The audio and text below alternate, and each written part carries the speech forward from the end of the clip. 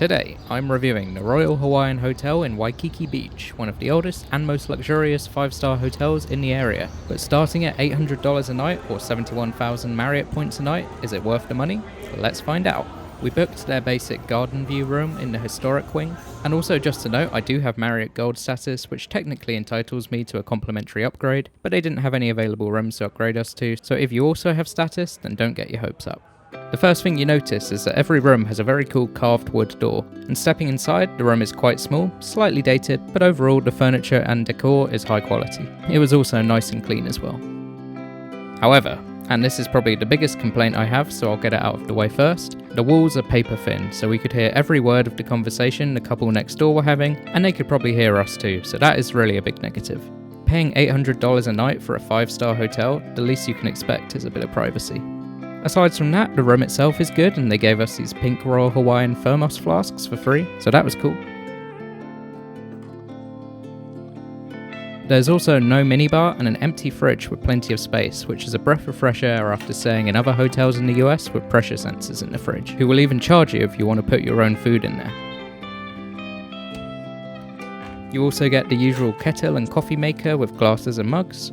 And I guess now we're getting to the main theme of this video. This is supposedly a 5-star hotel, and definitely priced like one, but is extremely underwhelming compared to other 5-star hotels I've stayed outside the US, even ones that cost a quarter of the price. That being said, maybe the highlight for me was the amazing coffee pods they give you for the coffee machine. It's made by a Hawaiian company and so much better than the regular Nespresso capsules in most hotels. Then heading to the bathroom, this was probably another low point as it was tiny and had no bath. Now again, comparing this to many other 5-star hotels where you'll get a big bath, double sinks and much more space, the Shanghai Edition for example, another Marriott hotel I stayed at with prices starting at $300 a night, has bathrooms like this. So again, I wouldn't get your hopes up too much. Another positive though is that they're the only hotel I stayed at in the US that gives you toothbrush and mouthwash, so I like that.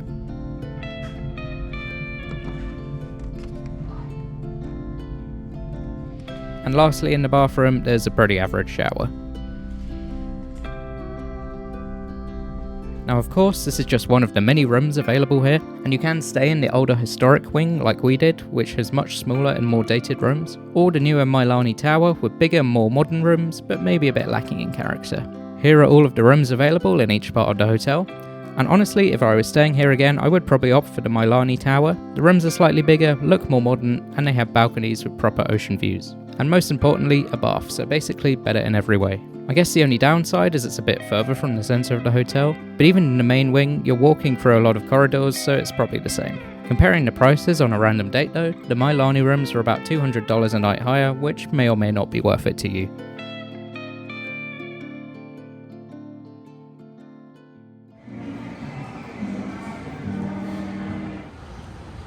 Now right by the hotel is the famous Waikiki Beach, and whilst the Royal Hawaiian Hotel does have a private area with sunbeds for guests here, you do have to pay about $70 per person to reserve one, which seemed really expensive to me. Again, maybe this is normal in the US, but I've never stayed somewhere that charges for sunbeds on the beach, so that definitely left a sour taste in my mouth. On the bright side though, the beach is lovely and the sea was beautiful, plus the backdrop is probably one of the most picturesque of any beach I've been to in the world. Obviously you don't feel particularly immersed in nature with all the high-rise buildings, but visually it's very impressive. The hotel also has one tiny pool which didn't even seem worth a visit to me, but guests are also able to use the much better pool at the Sheraton next door, which looks like this and has a water slide. For me though, the sea is much better than both of those. Now wandering around the hotel grounds, you'll notice a few gift shops that actually have some cool stuff, and all the pink Royal Hawaiian branded items you could ever want. And compared to other Waikiki resorts, the Royal Hawaiian definitely feels more tropical with lush gardens everywhere.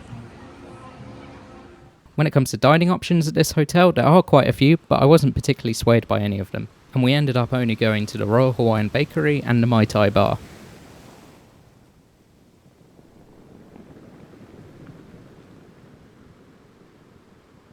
They have a luau every Monday and Thursday, but we didn't try it mainly because the massive $250 per person price tag, but also because it would have made me feel like this scene in Lilo and Stitch, or this one from South Park. Cruise ship or a land tour group? Oh, I'm not a tourist. I'm a native Hawaiian.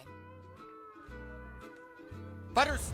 We did try out the Mai Tai Bar and the supposedly famous Mai Tais though, and according to Wikipedia at least, the Royal Hawaiian was the first hotel in Hawaii to serve Mai Tais way back in 1953. All I'll say about this bar is that the service was slow and not very attentive, and the drinks were pretty expensive, with their signature Mai Tai costing $21, and of course you're expected to tip as well. They also serve food here and the pictures at least look decent, though just pretty typical bar food style stuff.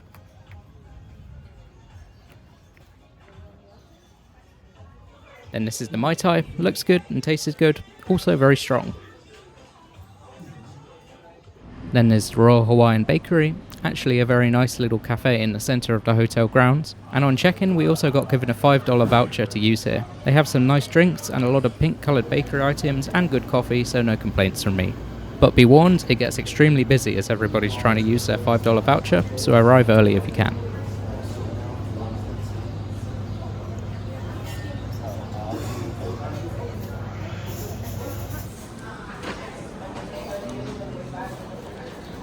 And if I remember correctly, this drink was a guava iced tea for $6.50. Pretty good. It's also worth mentioning you can get breakfast at the Surf Lanai restaurant too, but we didn't try it as it was expensive and there's loads of good places nearby to get breakfast for half the price. The one thing to note though is that they have these very Instagrammable pink pancakes. And lastly, there's a seafood restaurant called Azur, though the price is well over $100 per person and the reviews didn't seem particularly great, so we skipped that.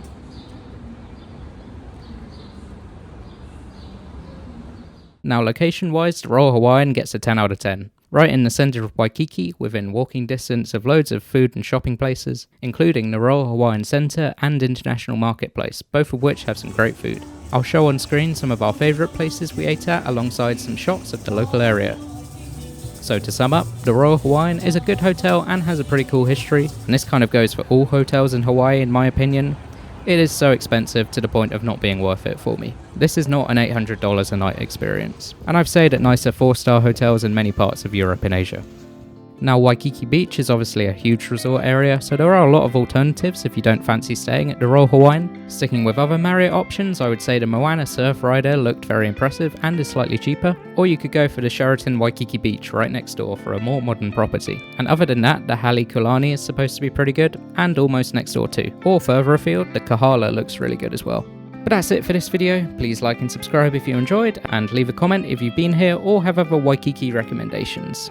Thanks for watching, and goodbye.